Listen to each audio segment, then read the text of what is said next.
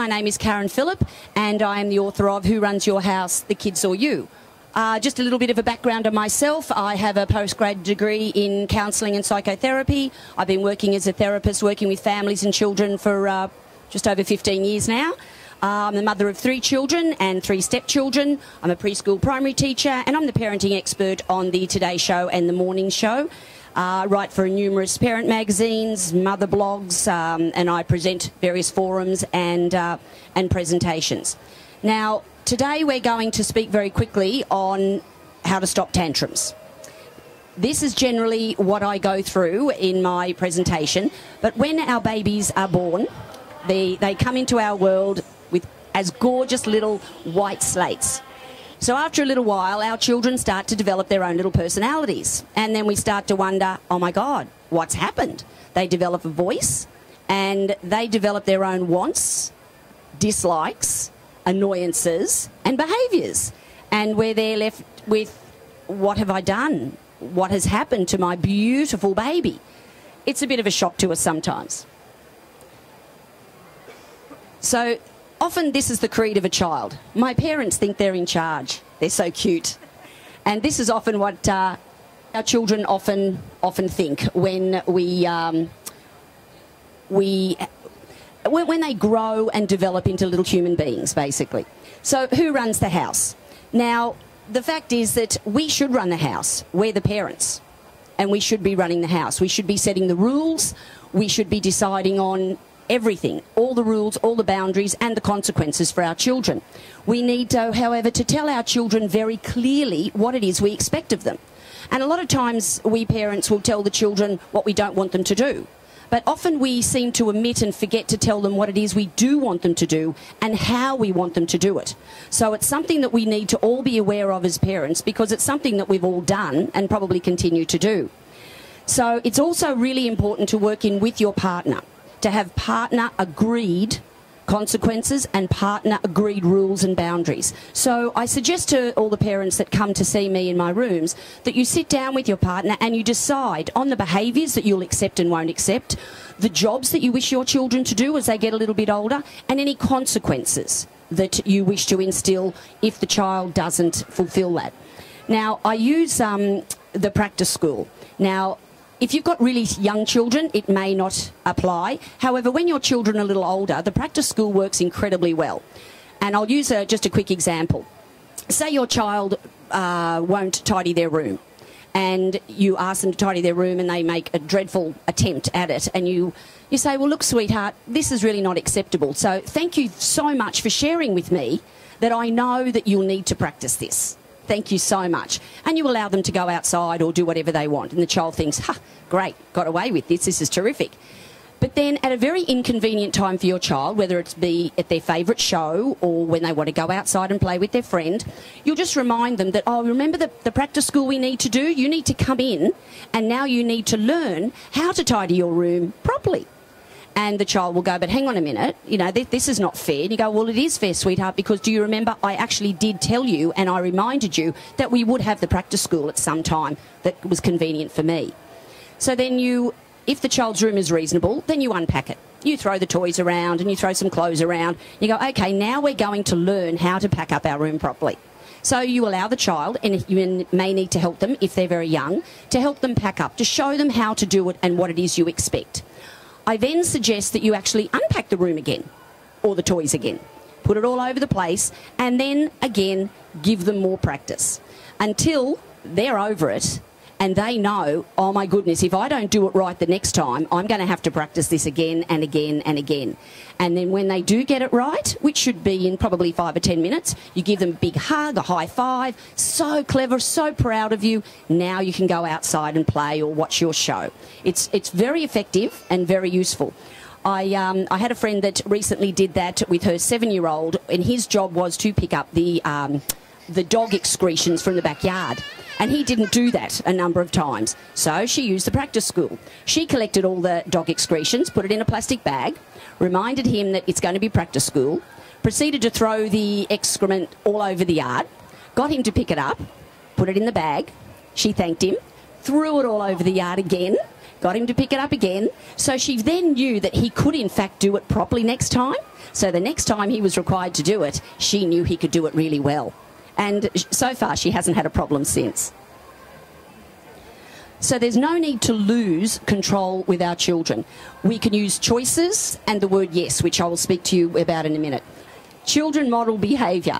I just wanted to touch base on this one because they model themselves on what they see and hear, and generally from the parents. It could also be from the grandparents if they're there a lot, or even from daycare. But generally when they do go to childcare or daycare, the staff there are trained and they usually model very good behaviour.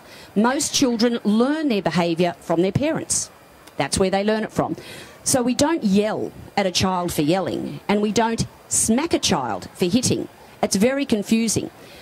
When I get parents into my rooms and they're having difficulty with their child, it could be 4-year-old child, 6-year-old child, whatever, and I ask them to describe the behaviours of the child, and they go through quite, they go through it very descriptively, and then I stop them and I say, now, which parent is the child acting like?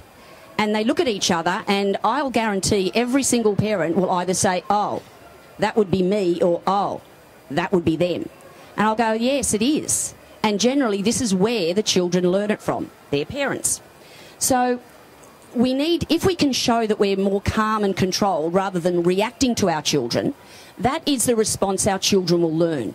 If, however, the children do something that we're not happy with, or they've done something that we feel is inappropriate or naughty, and we yell at them and we chastise them, or we denigrate them for that, that is the behaviour the child will learn, and that is the communication that the child will learn. So if we are calm and more controlled, they will learn that type of behaviour from us. All children will lose control sometimes. They're human beings. We lose control sometimes. I have yet to meet a perfect human, adult or child, because we don't exist. So the fact is that we can't expect ourselves to be perfect as parents or even people, and we can't expect our children to be perfect because they're learning. They're little people and they're learning. They're learning about themselves, they're learning about the ways of the world, they're learning about their community. So we need to accept that sometimes that's going to happen. We do never accept bad behaviour, but we try and replace it with better behaviour, and we show them how to do that. We don't want this type of behaviour with our children, but unfortunately we do get it. And as you can see from the picture of mum and dad there, even if you don't yell at your children, but perhaps your partner, they learn that as well. So when you're a parent, you're on show 24/7. You're on show. Now, choices and saying yes. We always can give our child 2 choices, as this will enable them to enforce and feel that they have some control over their lives. Now, when we give our children choices, we try to put the one that we want second, not first, because the second one stays in the forefront of their mind. And it could be something like, I don't want to eat my dinner tonight. I hate vegetables. I don't want to eat it. They may want something else. And we go, well, sweetheart, you've got 2 choices. One, you can choose not to eat your dinner. No problem. Doesn't bother mummy, because I'm going to have my yummy dinner that's really healthy and make me strong, and I'm going to have a really full tummy. Or you can decide, you know, not to eat it if you want, and you'll go to bed with a hungry tummy, which is really sad. Or you can choose to eat your dinner. You don't have to eat all of it, but you can eat most of your dinner because mummy cooked it and it's very good vegetables or meat or whatever it is you have on their plate. So he's got or she's got 2 choices. One, not to eat their dinner, no arguments, no yelling, no threatening. Just choose yourself. You can either go to bed with a hungry tummy or you can eat your dinner. What would you like to do? 99% of the time, the child will choose what's in their best interest. Simple as that. They're not going to want to generally choose to go to bed hungry because they know they'll be hungry. They may press you on it. They may go, well, I'm not eating it. If I don't have to, I'm not eating it. Not a problem, sweetheart. Off you go. But you'll have to go to bed a bit early tonight because you're not eating dinner. Of course, they're going to come back out and say, I'm starving. I'm going to die unless I get some food. That's okay. There's your dinner. And I saved it for you. Aren't I a nice mummy to save your dinner for you? So if you're hungry, there it is, you can eat it. But we don't give you ice cream. We don't give you custard or yogurt. We will have our dinner. And again, we go back to the choices. And there's 2 of them. The one first that you don't want them to take, well, you can eat it, and if you don't eat it, you'll be hungry. or the second choice we do want them to take, eat this and you'll have a nice full tummy, and then you'll go to bed with a nice full tummy and everything will be good, and you may even get a little bit of ice cream or custard after that. So if we always give them the two choices, then they feel ownership of that. So they feel that they have control, and it's really important for our children to feel that they have some control in their lives, because often when they're little people, they often don't feel that they do. And this is where they react and throw their tantrums, because of the fact that they don't feel that they have any control. When we're out shopping, that's usually the best time that they throw tantrums, yeah? And the first thing I always say is, do not ever give in to the tantrum. Because if we do, and if we say no to the child, and yes, but I want this. No, sweetheart, you're not getting it now. Mummy doesn't have the money. We don't have the time. But I want it, and I want it now. No, I said no. Listen to my words. The child escalates. The parent escalates. The child escalates. People are looking. I'm embarrassed. What do I do? All right, there. Just be quiet. Stop. Child thinks, thank you very much. I've won that battle. So the next time, I'll just go longer and louder, and she'll give in or he'll give in to me. And you know what? Smart little people. They're right. We do. So what I suggest is, when you're out shopping, if the child comes and wants something, and, you know, they tend to want something usually when you're out shopping, as long as it's something small, like perhaps a colouring in book or a little book or a toy car, and they say, I want this, can I have this? I suggest parents say to them, yes, I'll think about that. Doesn't mean you're going to give in to them. It's yes, I'll think about that. Now, as soon as a child hears yes, they think, I've got a chance. I've got a shot at this. Of course, if they hear no, it's like escalating and the war, because what have I got to lose? She's not going to get it for me anyway. But as soon as they hear the word yes, it appeases them, and they believe they've got a chance. Now, if during the shopping trip they'll go, yeah, but Mummy or Daddy, you said I can have it. Yes. I did say that you may be able to get it, and you know what, I'm still thinking about that, and I may consider getting it. Let's just see how the rest of the trip goes, the shopping goes, and if you are really good, I might consider getting that for you. And that works beautifully. Now, what I suggest to parents is, the first 2 times you use it, get them the small item. The 3rd time you use it, do not get them the item. The 4th time, you give them the item, and then after that, you can make your own mind up. But that way the child believes that they've got a really good chance of getting it, and because I've got it before. But then on that 3rd time they don't get it. Now if you say, but hang on a minute, won't they throw a tantrum if they don't get it? You never ever give them the decision until right at the end of the trip. And if you say, look, I've decided this time that I won't be getting it right now, but how I might, however, get it next time. I'm still thinking about that.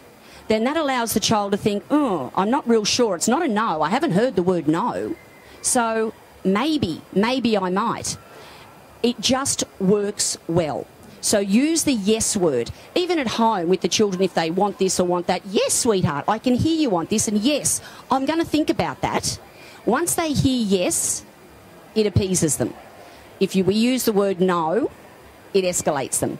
Of course, there will be times, no, do not run across the road. That's completely different. But if it's for something that they want, if it's something that they're demanding, then that's when we try to use the yes word to appease them and get them more onto our side. And if we do it in a non-conflictual way, if we do it in a way that we're connected to the child, that we're respecting the child's wishes instead of dismissing them, then you would be amazed at the difference that the child starts to put out towards you and also the community around them. If we continually say no and there's conflict at home, then that's how they're going to react and respond to most all situations. If they want something, they'll grab it, they'll take it, they'll hit somebody, they'll argue with you, they'll yell at you. We don't want that. We don't want conflict in our homes. And you know what? We really don't need conflict in our homes. The whole book that I have written is all about removing conflict out of the home, because we don't want it. And by responding to our children instead of reacting to our children, we can actually lower the conflict, improve their behaviour, and when the child's behaviour is improved, do you know how much easier it is for parents together in a relationship and a couple to get on? Because it's often the behaviours of the child that escalates the difficulties between the parents, and it makes difficulties in their relationship, particularly if one parent feels that you're being too harsh and one parent feels that, you know, you're being too soft. So this is what I said originally. We need to sit down with our partner. We need to have agreed behaviours. So we can't have, say, mum saying, no, I'm going to be the bad guy and I'm going to be firm and I'm going to do this, and dad walks in the door and, oh, look, it's Christmas time and everything is fun, and dad lets them do this and get away with that. Dad plays with them at 8 o'clock at night, revs them all up, and then mum has to settle them down to get them to sleep. And that's not fair, and that is not agreed, and it isn't balanced. So both mum and dad, or mum and her partner, they need to be absolutely on the same page. And if that means writing it down, write it down. And you can go through all of these house rules, if you like, and consequences with a child from the age of about 2.5. They can articulate, they can understand. So from about 2.5 onwards, go through all of those rules that you expect. And also you tell them what it is you do want them to do instead of what you don't. Now, we also find it very important that the children also are aware of the consequences. If you went to work one day and you weren't sure of the consequences and you turned up at 9:30 instead of 9 o'clock, you yelled at some of the customers and the boss called you in and said, hang on a minute, you can't do that. That's not right. If you do that again, I'm gonna fire you. You'd go, well, hang on a minute. What do you mean you're going to fire me? You never told me that. And it's like, well, yeah, I'm going to fire you because you're not supposed to do that. It's the same as if you had a 15-year-old and they got a job at McDonald's and they had a bad day and said, oh, I'm not going to care about making a Big Mac, 2 all-beef patty, special sauce, lettuce, cheese, pickles, onions on a sesame seed bun. I'm just going to throw a bit of meat and a little bit of lettuce and I'm going to wrap it up and give it to the customer. Well, it'd be like, sorry, son, you're no longer working here because that's not how we do our Big Macs. He said, well, hang on a minute, you never told me that. You just told me that I had to make hamburgers and sell them. You didn't tell me the consequences. You didn't explain how. So we really need to explain to our children how we want them to do things and the consequences if they're not going to do it, if they choose not to do it. And as I said before, I use the example of the bedroom, cleaning up a bedroom. If we just say to our child, look, go in and clean up your room, it is a pigsty. And it doesn't matter if the child's 4 years old or 14 years old for that matter. Go and clean it up. It is an absolute disaster area. And I'm sure most of us have said that to our children more than one occasion. The thing is that your idea of tidying up their room and their idea of tidying up their room could be vastly different, particularly for the younger children. So what I suggest again is tell them, sweetheart, your room is a mess. I need you to pack up all of your blocks and toys and cars and put them in the container and then put that on the shelf. Then can you please pick up your books and put them in the bookcase? And the child does that if they're young. Great. If they're a little older, you can give them more steps at the same time. But the little ones, we need to about 2 or 3 step directives each time. Then they do that. That's terrific. Now, the clothes on the floor, could you please fold them up and pop them in your drawer, sweetheart? Great. Now, the quilt, could you please pull that up? Now, if they're very young, we assist them. We help the child and we demonstrate and we show them exactly what it is we expect. So instead of saying, go and tidy your room, it's a pigsty, we actually show them and demonstrate to them what we mean by tidying up their room. So the child has the full knowledge of what we actually mean by that, so they really understand us. And if they understand us, it's a lot clearer to them and a lot easier for them to do what it is that we ask. And that works the same as behaviours, when they're mixing it with children at daycare or school, if they've been mean, if they're snatching toys, if they're hitting them, if they can't get what they want, all of those things. Instead of saying, don't do that, stop doing that. It's like, darling, if you want something, we need to ask nicely and we need to wait. And if the child doesn't want to give it to you, then perhaps you should go and play with something else. And when you're playing with something else, maybe in a little while you can ask the child to swap with you. So we need to give them the other ideas rather than telling them what we do not want them to do. And when we inform them appropriately and we inform them of ways that we wish them to behave and act, then they tend to do that because what do they want more than anything? Our approval. That's what they're after, our approval. Our approval, our love and our praise. So if we do that with our children, their behaviours settle very quickly and we're a lot happier because we don't have to argue and fight with them or our partners anymore. So thank you so much for listening and I hope you enjoy this wonderful expo today. Thank you.